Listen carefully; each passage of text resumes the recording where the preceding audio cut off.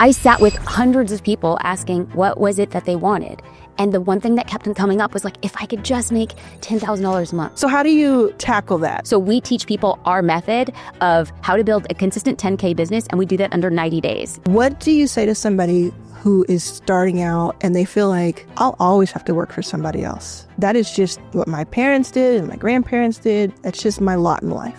You're right. Ooh, spicy. What you tell yourself is true. Jasmine, how are you? I'm doing well. I'm so happy we're here. I'm happy too. This is our first time meeting in person, although our paths have crossed. I met you. You just didn't know you met me. I sat in an audience while you were speaking and navigating a panel at an event in Southern California. Yes. And so I feel like I've known you, but we just recently connected so that I was in your orbit. That's so cool. Yeah, that was Carrie's Broad Network event. Yeah. I believe. Yes. Yeah. Wow, you have a great memory. Yeah, I remember it, of course. It was such a great event. And I was so bummed because I missed you speak because you're really dynamic on stage. Where'd that come from? Like just being able to present like that?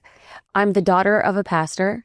And so I think that I grew up in the church and I grew up watching my dad stand on a stage and try to make an otherwise, well, forgive me, sometimes people say, that's not so interesting. Right. So to make an typically uninteresting topic interesting.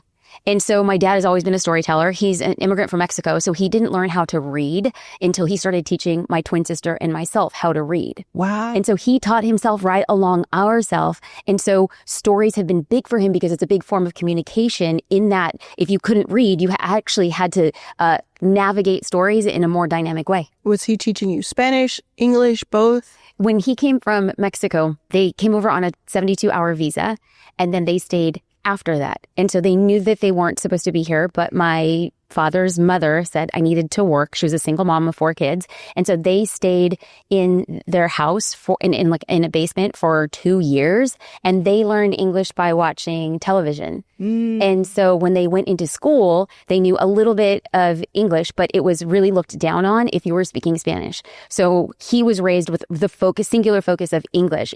And so when he brought kids into the world, he was just like, you will never go through what I went through. So it was English first in our household. And now that I'm raising my daughter, it was Spanish first for her. Because I want to make sure that we celebrate both languages. And now she wants to learn French. So there you go. There you go. The Romance languages. How did you learn Spanish then? Just picked it up at home? We picked it up. So my dad twice a month would go to Mexico for a weekend, and he was building an orphanage out there. So he would take a group of people from Southern California, go down to Tijuana and build an orphanage. And so we were 4 and 5 at the time, and we went all the way up until we were like 10 years old. And we would play with the kids. So the kids were teaching us Spanish.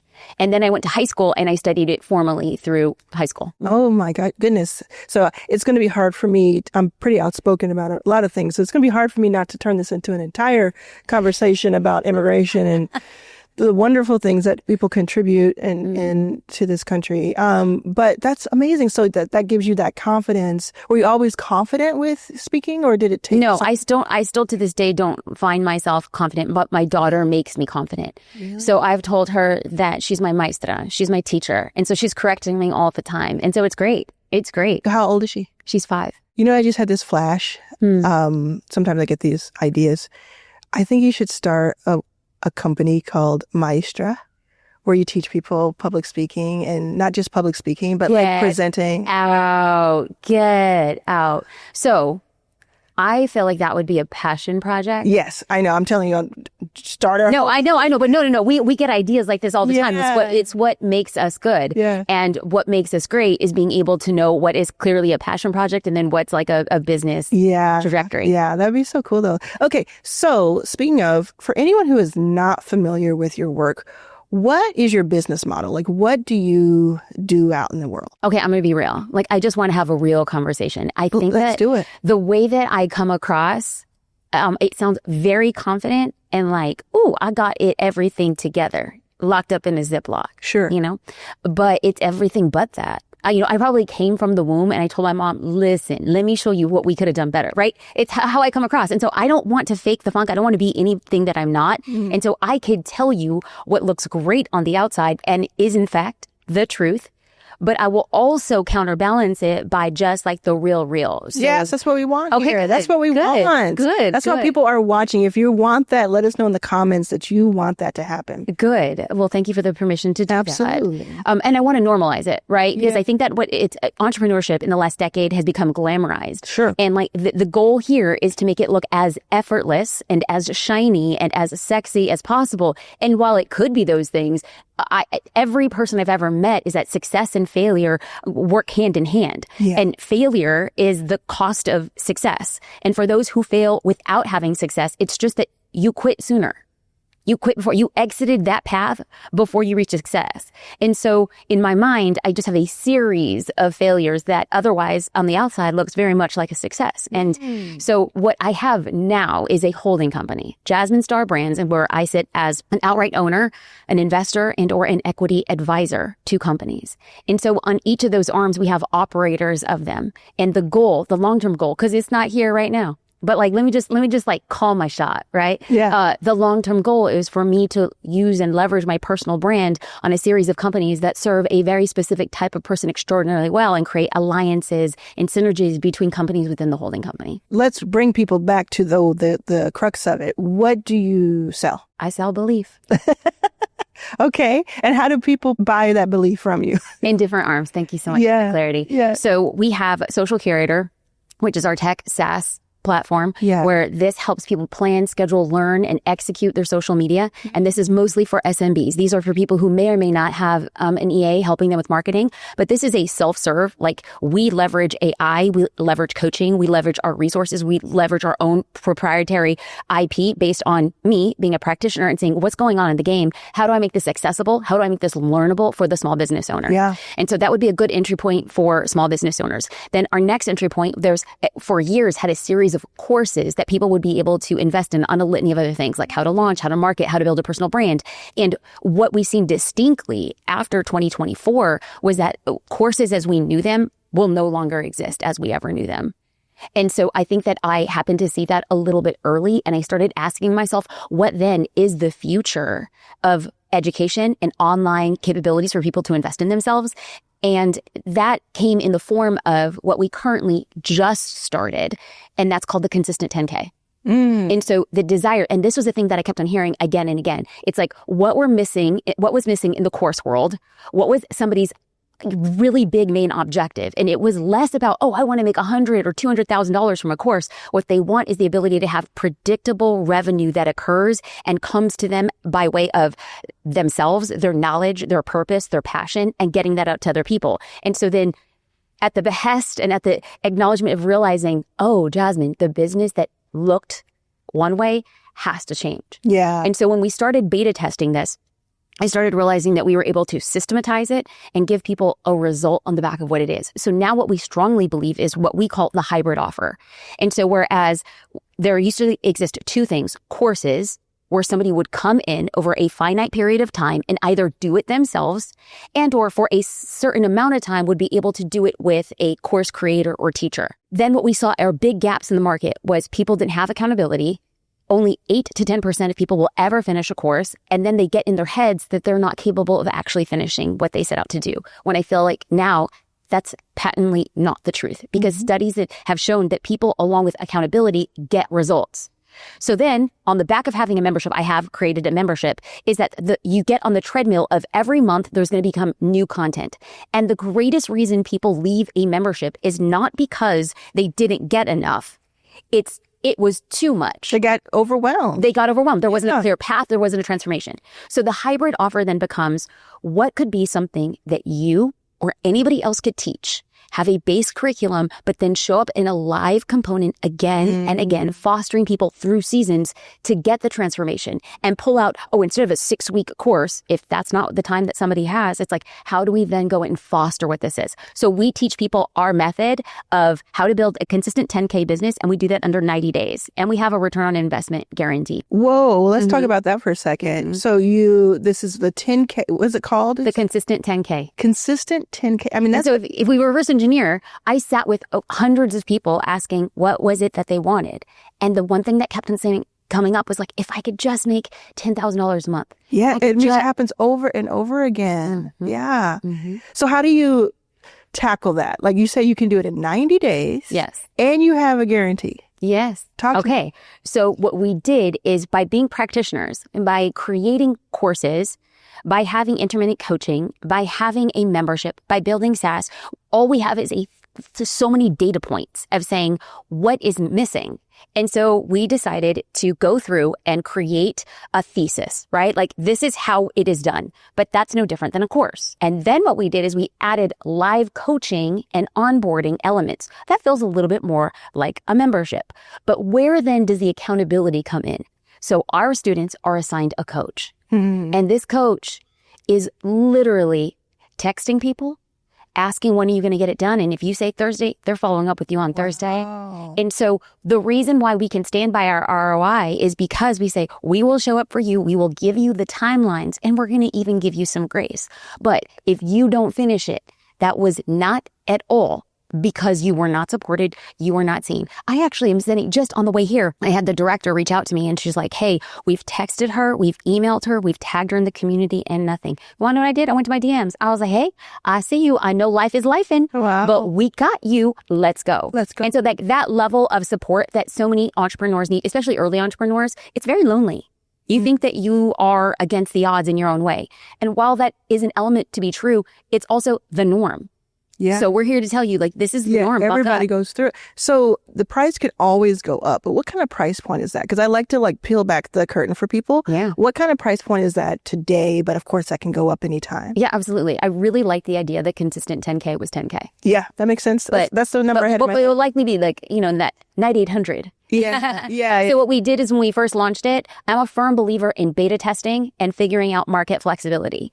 And then with every iteration that we made, we added more value. Yes. And the more high touch the offer became, the more the price then increased. But the goal had always been from the beginning. From the beginning, we launched it at 5,800 because I'm like, I want to beta test and see once we get those testimonials. And the whole campaign, this was behind private doors. This was only to a small group of people who had raised their hand for months in advance that we were cultivating. And I went to them and I said, I want you to be our future success stories.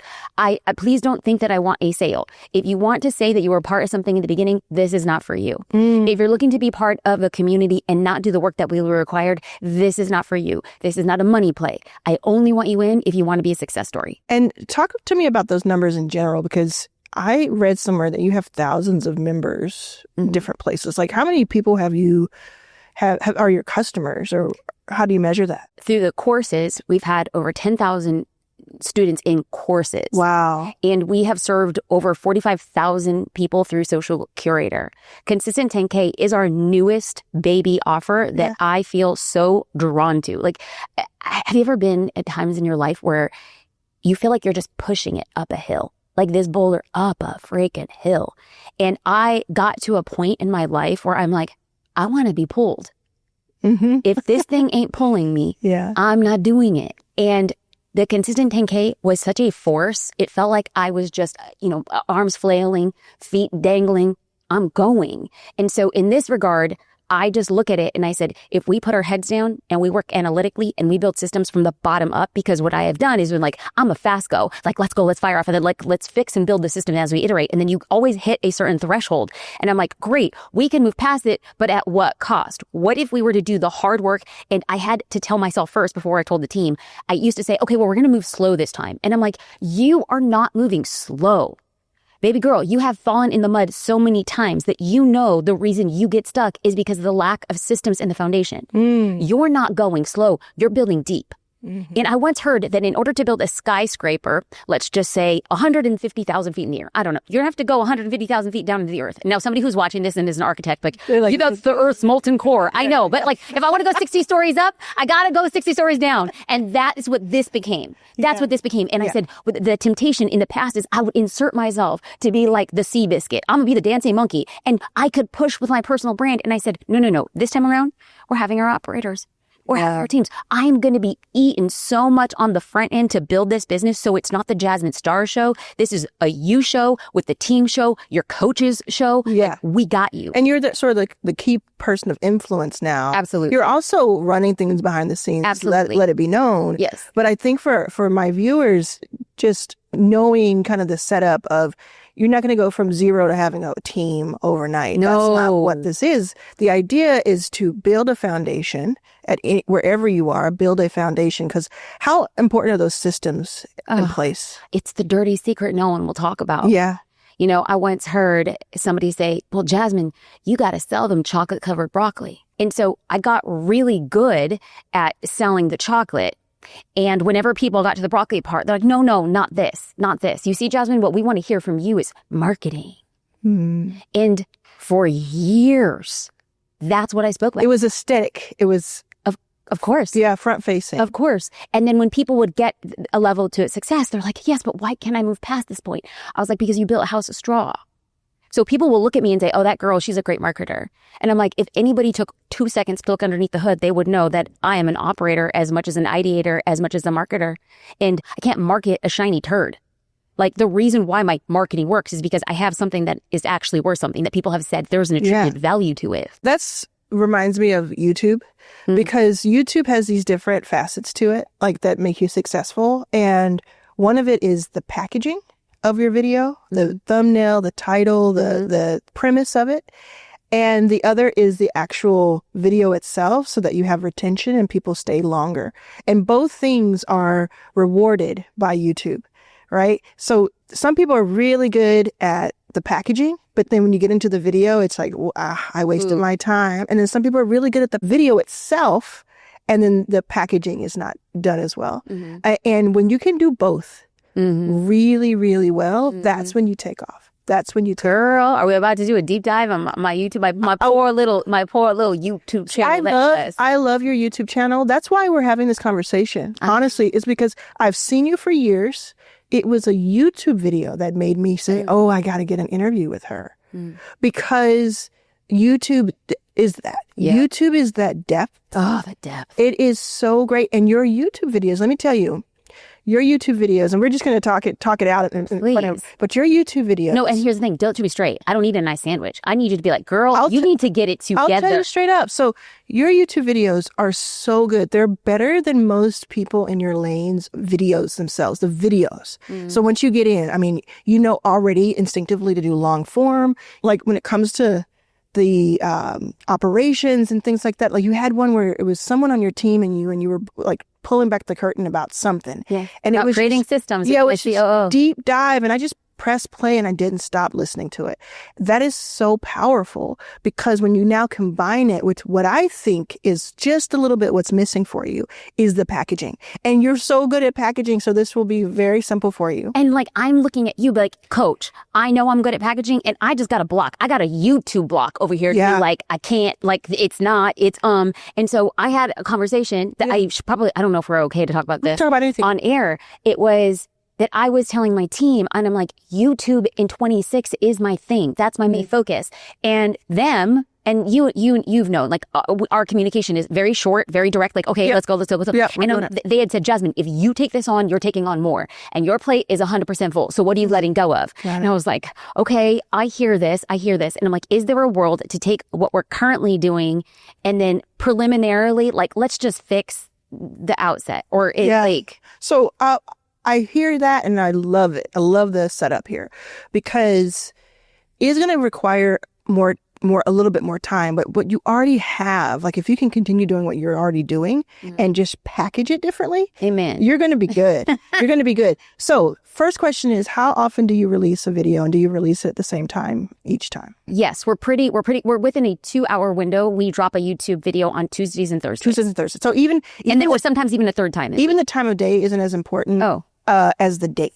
Yes. So it is important in some ways. We can get really granular with it. It is important in some ways because on YouTube Studio, you can go in and you can see when your audience is on the most inside of your dashboard. So it has this little chart, and this is for anybody watching, right? It has this little chart that says your audience is on between 9 a.m. and 3 p.m. That's, Pacific. That's the sweet spot. And so you would want to do it at the top of that or right in the middle of that. There's also research that says, and yours is going to be different for every person, right? So there's also research that says that for business type of content, the best time is right before lunch, your time period, or right in the afternoon as people are leaving, like 3 to 4 p.m. And I've had really great success with that. Now, having said all that, it's not like tried and true every single time I do that and that's, takes off. What is important is the consistency. And I know we hear that word so often, we get a little tired of it, but it's true. No, and that's my dog food. That's my mantra. Like that is what I eat every single day is consistency. Well, the consistency of you post on Tuesdays and Thursdays every week, like clockwork, that is working in your favor. That works in your favor. So keep doing that because YouTube is like, it's owned by Google. It's the second largest search engine in the world. So the algorithm is next level of what it's able to figure out. So it's taking your transcript, it's learning who you're talking to, who it should put you in front of. Now, here's something that's interesting. YouTube, sometimes we think, okay, I need to do something that makes YouTube put my video in front of more people, right? Instead, YouTube cares about getting the right video in front of a person. So they care more about the viewer than the person putting the stuff out, which means the same way you attract other people just by being yourself and like giving such value.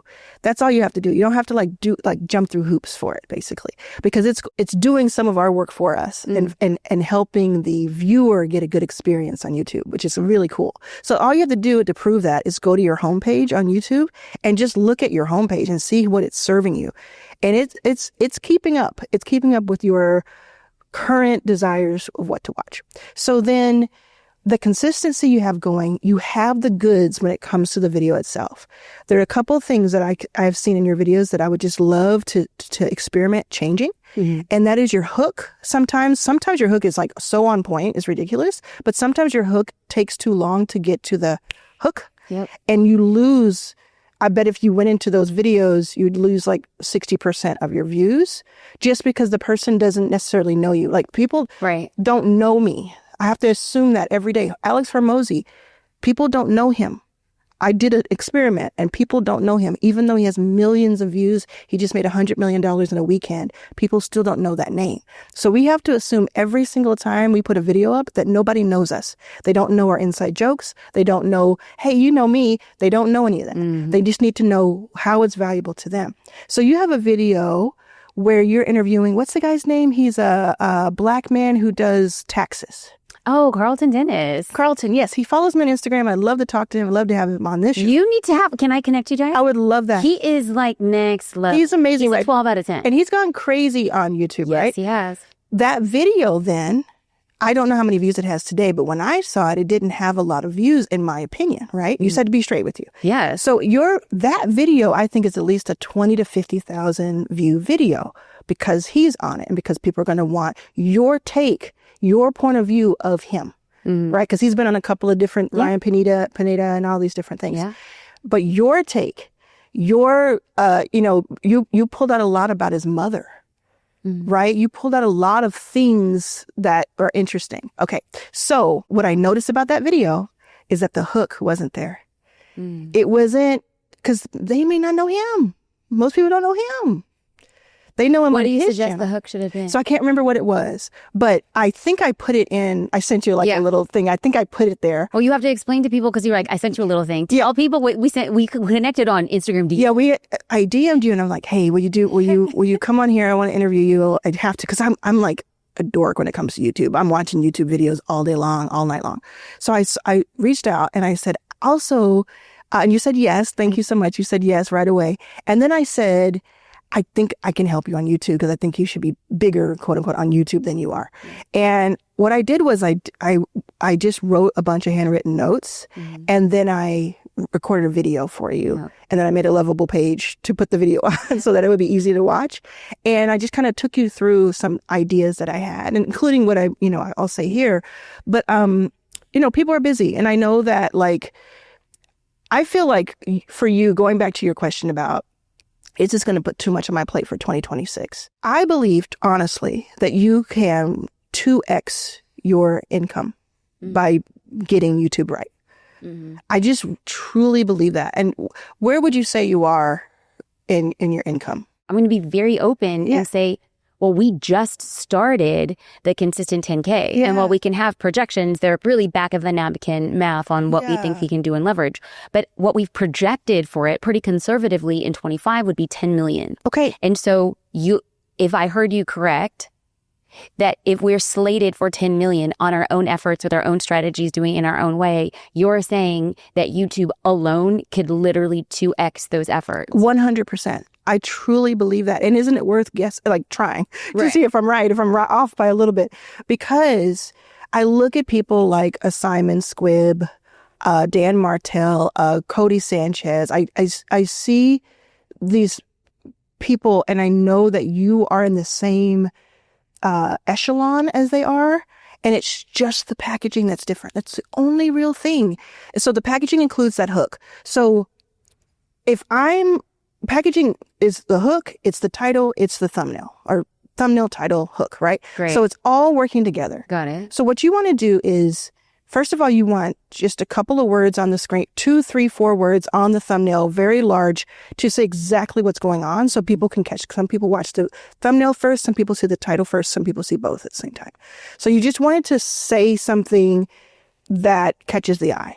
Then you want the title to be specific. And even if you use like if you say make $10,000, that's actually good. But if you say how I made $9,470 in 5 days, you're specific. Yeah. So it feels like, oh, this is not just like a get rich quick. It's like specific and you're going to show me behind the scenes. And then with the hook, you take the thumbnail and the title and you combine it and say, okay, if I'm the person viewing this and I took the time to click on it, how do I get a confirmation within the first 3 seconds that I did the right thing? And so hook should be, I made $9,474 in 5 days. I'm going to show you exactly how we did it. I'm here with, right? Or something like this for this particular video with Carlton. My business did $5 million in 2024, and I could have saved $200,000.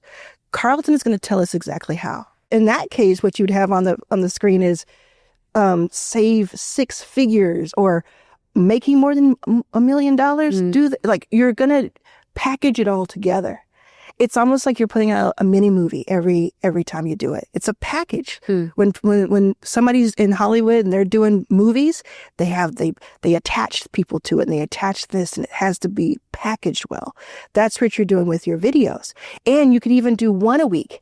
If you feel like it's going to be too overwhelming to do this for 2, you could do 1 a week and make sure it's really packaged well and look for those 20, 30, 50,000 plus views each time. And of course, it's not going to happen necessarily in the first day, or sometimes things take off after a few days or a few weeks. But that's what I'm seeing is like that hook is that immediate, let me show you why you made the right decision by clicking on this video and how powerful. Here's one more thing. Wait, can I ask a clarifying question? Because I immediately go into the systems of this, and many times I do deep research on the guests that come on the show, and I actually I have an idea of where the conversation is going to go, but it always dovetails and does its own thing. Yeah. And so I think that while I might be able to say, okay, I'm going to try this hook. So for instance, I loved that hook for Carlton. That was completely made up because I actually didn't know what the conversation was going to turn into. And so I think to myself, I'm going into the system of, should I actually at the end of recording with a guest go in and start ideating on potential topics or keywords and then recording solo four hooks? Let me tell you the 2 ways to do it. Please. Very simple. One way to do it is after this conversation, you're leaving, right? I'm going to stay here and I might record an intro. That's a simple way to do it. After you have the conversation, you don't say that was so great, but you say this conversation coming up is going to change the way you think about your taxes forever, right? Because you're able to give it some context. Maybe it's a minute, maybe it's 2 minutes. Look at, not Stephen Bartlett, look at Callum Johnson. He does a really good job of this. Another way to do it is to simply have a trailer. have a trailer start things off. You've probably watched the Stephen Bartlett video or watched someone else do an interview. Girl, you're looking at me trying to, like, I have tried endlessly. It is so frustrating with editors. Oh, I got editors. We can work together. No, I have editors. Okay. So let's just work with my editors. And another thing, like the real is thank you, shout out, sweet baby Jesus. I'm at a point in my life where I want to hire people who are 10x better than me. Yeah. So I want to know just enough to be dangerous to be able to look at an editor and be like, this trailer's not good enough, but I don't So you don't have to remember any of this. Okay. I got you. Okay. You don't have to remember any of this. I can help you, and I can connect you to the right people. I'm just saying this for everybody watching and for you to understand that you have like 90% of it. Because of the way you film, you have the setup, you have an enviable setup, like the way that you film it. And because of your natural way of interviewing and extracting the information that is valuable, you already have 90% on the canvas. All we have to do is switch a couple things at the beginning that make people understand, A, I need to click on this. Yep. And B, I need to stay watching this because it has that vibe. Yep. So those two ways is you do a trailer or you do a recap, but you do it at the top and it goes right into it. And the way that I do mine, I've gotten to the point where I know how to hook. But that's why I said to you before we started, I said, don't worry about the order of this because I'm going to make it a hook because I want more people to hear you. Yeah. I want people to see what you have to say. So why would I stop them from doing it? Why would I add friction? I want people to understand this is for them in that thumbnail. This is for them in that title. That's so good. And this is for them in that That's so good. Going in. So those are just a few things you could do. I'm happy to help you. I also feel like you do so much where you're like speaking. You're like well known for going out and doing speaking gigs. You also have like, you live in a beautiful place. You have a family. You have all this stuff going. I think there could be some interesting like vlogging that you could do, some behind the scenes vlogging that you could do that's not just direct to camera. I like your vibe when you're talking with someone else who's on your team, breaking things down. I'll close it out by saying a couple more things here. Please. There are different types of videos. So there's a video that's more of growth video, which is more broad. So it's going to be like the 10K method or even the 5K method, or, it's kind of like a little clickbaity, but you follow up with some good stuff, right? Okay. But it's meant to bring in more people to see you, more subscribers, and really play to the algorithm. Got it. Then you have ones that are more about showing your expertise and doing a deeper dive, and you already do these naturally. So sometimes you'll put a video out that's broad and you'll know that's going to do well numbers wise. That's cool. Then you're going to put out videos that are meant to make people who already follow you really believe you're the guide. I need you as my guide. So it's like a funnel. Yes. God. Yeah. Yeah. And then you're going to have ones that are more like celebratory or just kind of a little bit more to show your personality and a little bit more to show your relatability. And then you're going to have things that are like testimonials, case studies, things like that, where you go over, you have helped so many people and I don't know what they look like. I don't know how to imagine your audience. I couldn't tell you who your audience is, but in one video, you could do a case study or interview somebody and I immediately understand, oh, okay, they're in their mid-30s, they're a woman, they're this. Like, oh, now I understand that that's kind of me. That's kind of me back to me.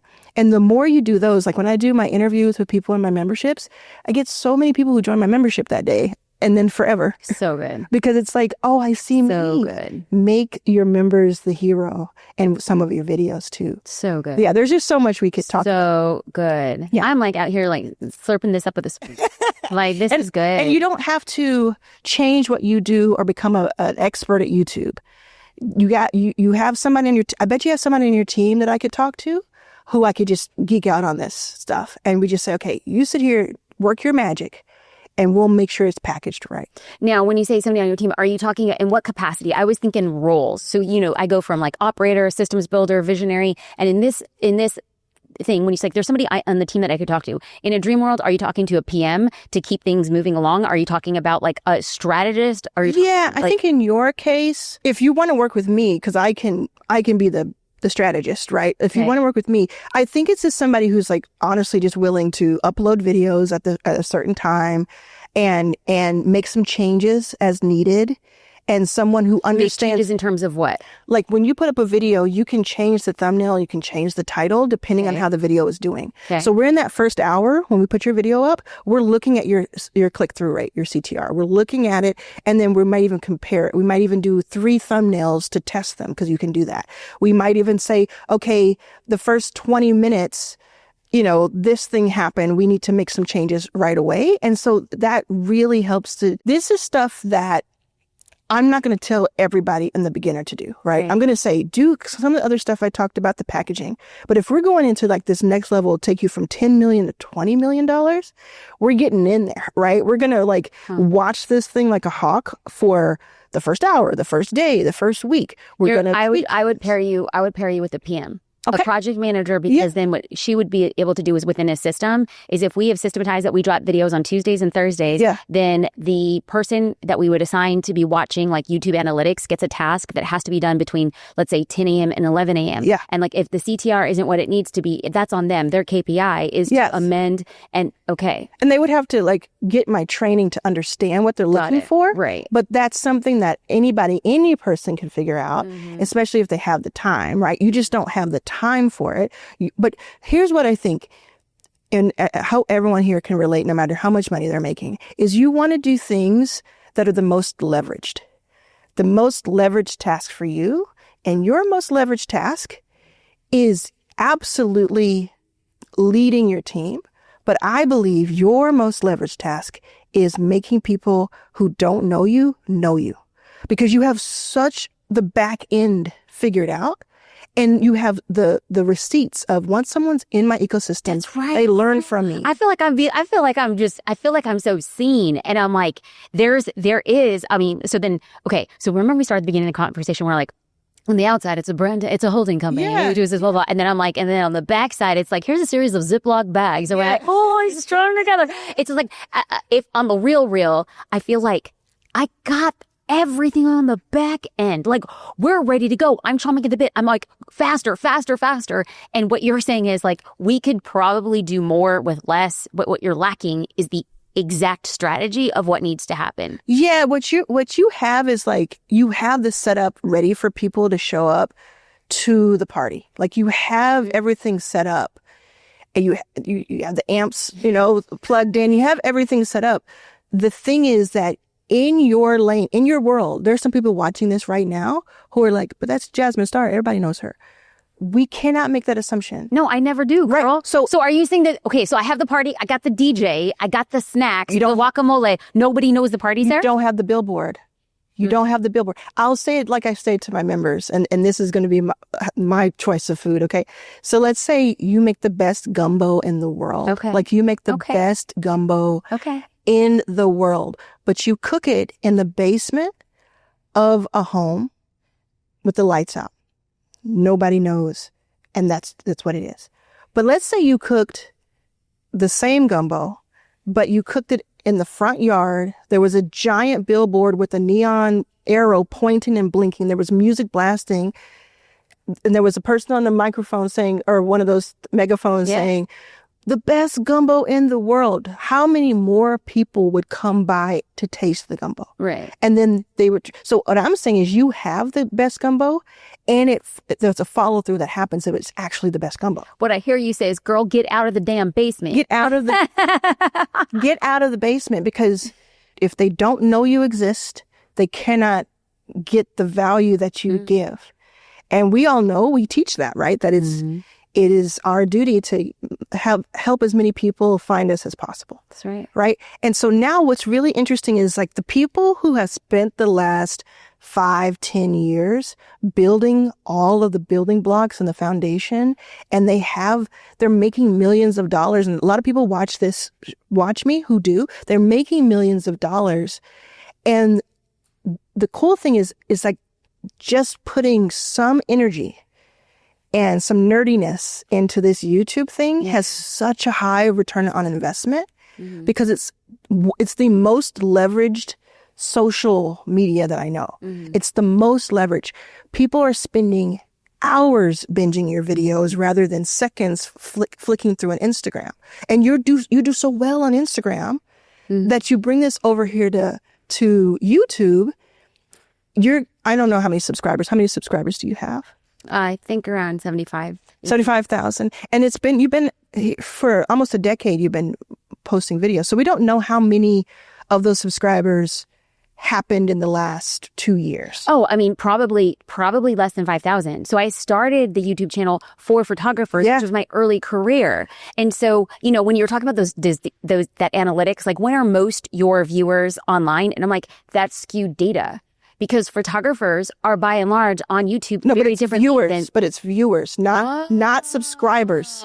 It's the people who have actually watched videos. Okay, yes. But it's great to know that you've only had maybe 5K join recently, because you are kind of coming out again. It's like this resurgence of, and I read somewhere that you say that you kind of reinvent yourself every 6 years. Is that true? It is. Yeah. It's like 6 to 7 years. It's like the new beginning. Yeah. Where are we on that? Are you in the middle of that? Are you due for one? Or girl, I'm on the outside. So I feel like I'm out of the chrysalis. And so if a chrysalis, what's a chrysalis? A caterpillar will go in and their chrysalis. And then oftentimes people will assume that when the butterfly is a butterfly, it breaks the chrysalis and then flies. It doesn't. It will come out and then steady itself. And sometimes it flies. And sometimes it falls, and sometimes it flutters. But every single time, the butterfly will ultimately take off. What I feel I'm at is I am on the precipice. It's like I have fallen so many times that I'm not afraid of falling anymore, because I'm like, okay, been here. You dust those wings off. You're going to fly. I don't want to fall. And so I feel like consistent 10K, I feel like this conversation, I hand to heaven, Arlan. I sat with our COO yesterday and I said, it has to be YouTube, because YouTube is my exit track. Right now, I am on that content wheel where so much of our revenue has been brought in by Meta. And I'm like, shout out Mark Zuckerberg. We might not agree on most things, but thank you for what you've helped me build, brother. And so now I want to be like, I want to go into a video that I have made in 26 is bringing in a stream of customers in 28. That's my vision. 100%. That is so attainable. And guess what's also cool about all that? Because you have spent probably millions on ads. Not quite. Almost $1 million on ads. Yeah. You can retarget your YouTube viewers in your ads. I've never done a YouTube ad, girl. They've all been. No, not YouTube ads. In your Meta ads, you can retarget your YouTube viewers. Not to your videos, but to your offers. So another way of thinking of it is so good. That just left me breathless. I just had to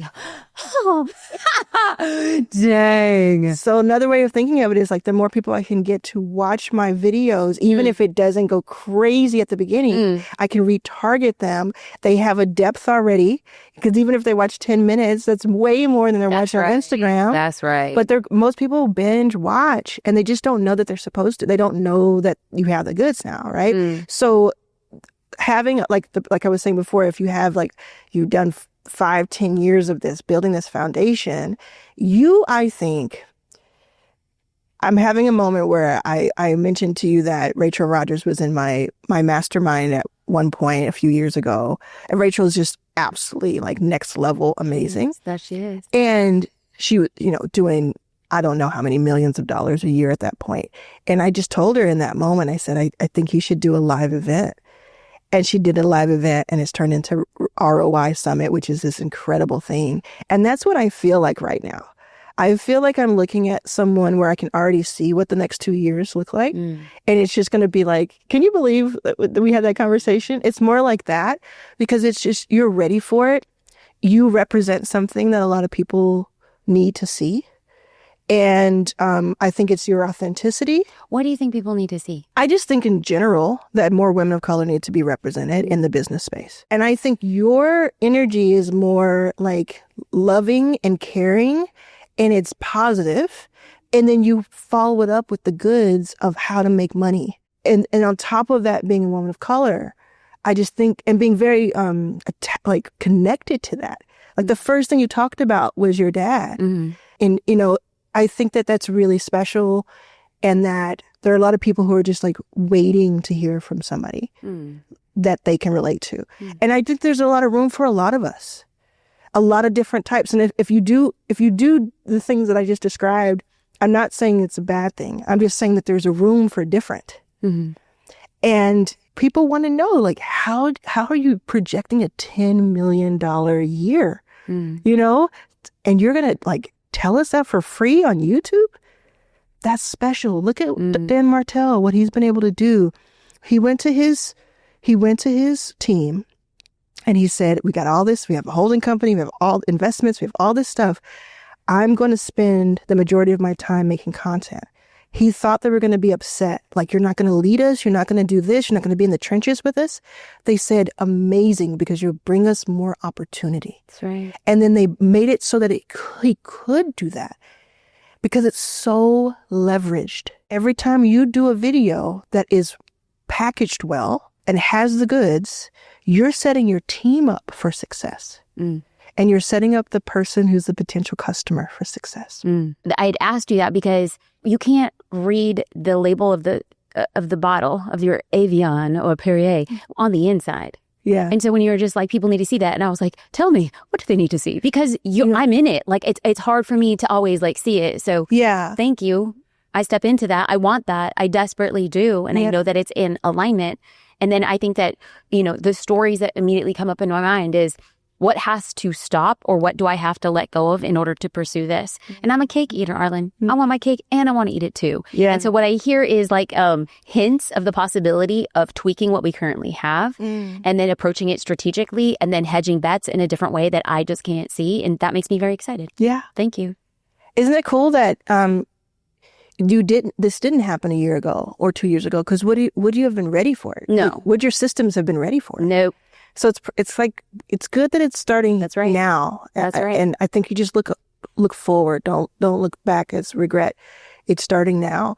What can you say to anybody who's watching who, I think, you know, there are a lot of people who do make millions of dollars a year and I think they're getting a ton out of this. I hope they are. But there are people obviously who make $5,000 or less than that per month. What do you say to somebody who is starting out and they feel like, I'll always have to work for somebody else? That is just what my parents did and my grandparents did. That's just my lot in life. You're right. Ooh, spicy. It's what you tell yourself is true. If you tell yourself, this is my lot, I'm not here to help you fight your limitations. I'm here to tell you there's a different belief. I'm here to tell you that there are people with less who are doing more. I'm here to tell you that you need to be the reason that somebody else looks at you and says their success is inevitable. So whatever you say is true. If you would like to be open to listen to Arlan and I and talk about how it could look different, I'd be more than happy to. So with your permission, person on the internet or at home, I'm looking straight at you, I would just simply ask you, do you want it? Because if you want it and your first answer is yes, it's you and 100% of other people. But then here comes the second question. Have you counted the cost? Have you looked at the price tag of what it's going to cost you and then say yes? Because what I've seen is that people say yes and they get in and they start consuming and they're happy. And studies show that the dopamine, like this is the anticipatory nerve firing. Oh, it's going to be great. It's going to be awesome. And then if it doesn't happen the way that you had anticipated, you have like a dopamine crash. You're disappointed. And that's where most people quit. But that should be step 3. And step 2 should be, I'm going to count the cost of me doing this thing that, number 1, I have never done before. Number 2, if anybody's like me, have never seen anybody in their family, their neighborhood, their city, or their church ever do the thing that you wanted to do. I had never seen another brown woman start a business. I was 25 years old and I always just thought I was going to work in LA in a corporate building because that was my version of success because that was the only thing I ever saw. I was 25 and I didn't realize that I could actually start a business. That's crazy. And so when we start, we have to count the cost. And so we grew up very poor. Like, shout out to the U.S. government for providing food stamps, people at church, leaving groceries on our porch. I grew up only looking at price. So when I had this opportunity to step into a business, I looked at, well, what's the price? And the price was, oh, I'm going to stop going out to eat as much because any penny that I have is going to go towards building this business. I'm going to start saying no to things that aren't filling my cup. I'm probably going to stop going out to more social activities because I need time. I need time to study, to learn. I have to say no. I am in a season of no. And so if somebody says, I'm stuck here, and then I invite you to listen to a different alternative, and then you say yes, and I ask, do you want to build this dream or this life? And then you say yes. And then I'm going to ask you to count the cost. And if you tell me you're not going to give up your weekends or your softball nights, or you're not going to give up your Netflix, then I'm going to say, we're probably your dopamine is going to be outpacing what the actuality is. But if you say, listen, Jasmine, I got 5 hours a week. I'm a single mom. I have 3 kids. I can wake up 30 minutes early. I can work 10 minutes at lunch. And I can do 25 minutes before I go to bed. You tell me and you commit that and that's your price, we're off to the races because you've counted it. Now you got to stay committed. You got to stay consistent. You do that, your success is inevitable. And so is your failure. Are you going to give up after your failure, or are you going to fail until you reach success? Wow. So you really are a preacher's daughter. If I don't get a Mount Zion at the end, before this thing ends, I didn't do it right. Yeah. Wow. So that's it, right? So what you just said there, I hope people heard, and the breakthrough that somebody had just now is inevitable.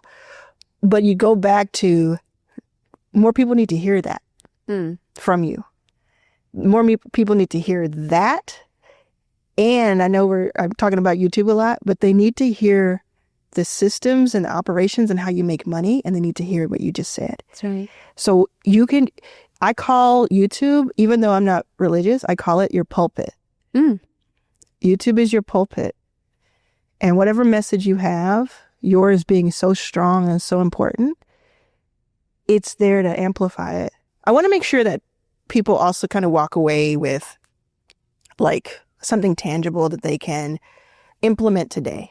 Well, they can, after all, like that YouTube wisdom you dropped. I mean, that's okay, tangible, definitely. Yeah. But yes, we can. You need that. Yeah, we can do more. And so what do you think is most important? Do you think it's more important to build an audience or build an offer first? Like, which one would you do first if you were starting out? If you truly have no idea what you would like to offer, I would 100% build the muscle of consistency. Okay. And that is what I firmly believe moving ever more important with the advancements of AI is that people are going to be craving real and authentic. And if in the beginning you don't know what it is you want to offer, can you just put yourself out? Like, just talk about how you are starting your business, what you are passionate about, where are you spending your time, how are you investing it? And people are like, no, nobody cares. Well, they don't until they do. Yeah. And right now, at the time of this recording, followers are not indexed on algorithms. Interest is. And so if you just want to put things out that you're interested in, you're going to start attracting people who are interested in that thing. And they might be asking you how you meal prep, how you raise your child, how you've trained your dog. And all of a sudden, the more questions you have, the market will guide you. The market will guide you. And then I always believe if you have a hypothesis, then you just start asking people. Don't spend time and money on what you think people want. I want you to spend time and money on what you know they want, see the gap in the market, and know that you can uniquely fill it. So to me, if you really know nothing, but if you are really into Pokemon and you just love those Pokemon videos and you just know that people out there need to know one thing about Pokemon, you can have an offer around creating a gap in the market around Pokemon. Yep. And if that's the case, then let's start crafting that offer and building content to support that. So there's not a right or wrong. It's just where are you at in the journey? Yeah, it's like thinking about both at once. Yes. And just kind of a little bit right foot, a little bit left foot. Absolutely. Taking that data, observing what happens. Absolutely. And you have had a lot of success on Instagram and on paid ads, which are two things, like we should just exchange information because those two things, Instagram, I have 370,000 subscribers, but I don't really know what to do with them. I don't really know how to monetize that, to be honest. And then paid ads, I'm just getting into it. I have a really awesome person named Evelyn at school who is helping me with paid ads. She's like a genius when it comes to paid ads. And so it's so fun to make ads now. Yeah. So what's something like on Instagram that you can tell us? Like, wait, hold on. Yeah. Is it really fun to make ads? Or for me, it is. It is? Yeah. Oh, that's interesting. Because I'm new to it. Like probably 10 years in, I won't be having fun with it. But I think it's really fun because it's like creative. I'm telling you, I'm a dork. I could spend hours a day just studying and implementing and working in the trenches, That's a lovely gift. That's all I do. That's amazing. Yeah. But I also want to encourage a person who's just like, I'm making ads and I don't find it fun. They don't all have like the Arlan magic. Yeah. I'm one of those people. I don't think it's fun, but what I think is fun is making money. And what I think is fun is giving to charity, using it to empower other people, investing, turning riches into wealth. I find that fun. So I will do what it takes to pursue my version of fun. Even in the process of pursuing fun, it ain't so fun. Wow. So you still have courses about paid ads and about Instagram? Everything is going to be revamped with all of my big push and focus. It's going to be on. So what I see a lot of people do is out of fear, which is what I did. Like I built a digital empire on $3 15-minute videos, tutorials for photographers. I sold a $19 PDF. And so what I did was like, I priced it. You know what? I had a pricing poverty mindset. It's like, if I couldn't afford it, nobody else could afford it. Yes. And like and then it got really entrenched. And I only find this out years after in therapy is I was pricing according to what I thought it was worth, not the value I was providing for somebody. Yeah. And so I'm putting out these $3 videos, and then over a set amount of time, people will come back to me like, oh, Jasmine, I just made $300 extra on this shoot. Jasmine, I just made $3,000 extra on this wedding. Jasmine, I just made $30,000 off this. And I'm sitting there being like, and I charged $3. Yeah. So all of that had to shift for me when it came to pricing. So now when I create content, there's a level of intentionality behind it. And like, I know the value I am providing. So I'm going to step into that instead of worrying about what somebody finds worth. There's I'm worried about what they think it's worth. And then there is the value. I'm going to price for the value. Yeah. So your courses are like now going to be under an umbrella of something? I believe so. I think, to be honest, at the point of this, it's just like, for me, less is more. Yeah. I'm going to be focusing. We have our operators and the different arms of it. And I'm like, but what does the future look like? And that is still like with AI, the way the algorithm changes, the way that social media is changing, the way that legislation is changing. And I'm like, I got to go where the hockey puck is headed, not where it is. Yeah. And so just the real is being like, I got to get this together before I feel confident getting in and being like, ladies and gentlemen, this is where we're going. I am a visionary. I'm a futurist. I don't even live in this chair. Like I'm here in this chair next year. And I'm telling you, can you believe we didn't get the silver? We got the gold YouTube plaque. Exactly. I mean, that's where I dwell. So what you're saying is right now, your 10K, your consistent 10K is like your North Star. For now, because like we have to systematize it, operationalize it. We get an operator, and then I'm going to find a new North Star. Oh, okay. My name is Jasmine Star. Maybe I'm building out a constellation. Yeah. Wow. Oh, I wish I didn't step on that. That was really good. Are you an actress? Can you repeat that? I don't think I can. Sometimes you just it comes out. Yeah. We'll see if I can mute it. You will. Yeah. Amazing. So then what is? I guess it's kind of a cliche question, but I'm so curious about your answer. What is success to you? Oh, success is being able to build and create in my way, my timeline, to keep my priorities in alignment and to do it so that I'm present. I had just said I'm a futurist. And what I have come to learn and believe is that so often I live in the future that it's robbing me of the riches of today. Like genuinely, like not even on the woo. I am just like, somebody once told me that if you look back at your life, let's do this right now. Let's do it right now. Like legit. Think about a moment that you found was so joyful. Okay. And then think about another moment that was really joyful for you. And once more, another moment that was pure joy. The one thing that all of those moments have in common, every single one of them, was that you were fully present in them, which leads us to believe without presence, it's hard for us to find joy. Now, Arlan, I find fulfillment, I find purpose. And as somebody who's like probably a little melancholic, I struggled with depression for years. And I don't think it's like similar to alcoholism. I don't think it's like the journey is done. I am now healed. It will always rear its head. And so for me, I have this deep desire and longing for not just happiness, because, people say money can't buy happiness. Yes, it can. It can rent you something. It can. That's right. He can. Real. Absolutely. And what I wanted was joy. And joy without presence never occurred in my life. And so for me, like that driving factor is, can I be present, create the way I want to create, build who I want to build with, stand in my purpose, empower other people? That is like everything. When you say that some stuff is messy, What do you consider like an example of that? What is, because I know people are like, I can relate to that. It's not what it looks like. So what is something that has been difficult for you? Oh, yeah. I mean, this is a new build, right? Yeah. Like anytime you start something new, it being the best intentioned, you're going to get hit on the face every single day. So when you're like, talk to me about what's hard, I was like, great, let's just go to yesterday. When I'm looking in data and analytics on funnels on the back of Meta, and I'm thinking, we went from one day to the next and we saw a 50% drop off between what we're calling like a video, getting people to a video. And I'm like, what in the world happened here? We go into the data analytics and we're like, this is the one thing we changed. We'd spent all of this money because we hedged a bet the day before and we're like, skirt, let's go back and make these changes again. And so you just constantly are just like, okay, now I'm learning this lesson. Okay. And then you have like this thrust and throttle is like, do I build now and hire now for the anticipation of the wave where you're incurring a lot of fixed cost and payment and you're like, I'm just going to eat the nut before it comes in? That is not the best cash position to be in, especially with a new build.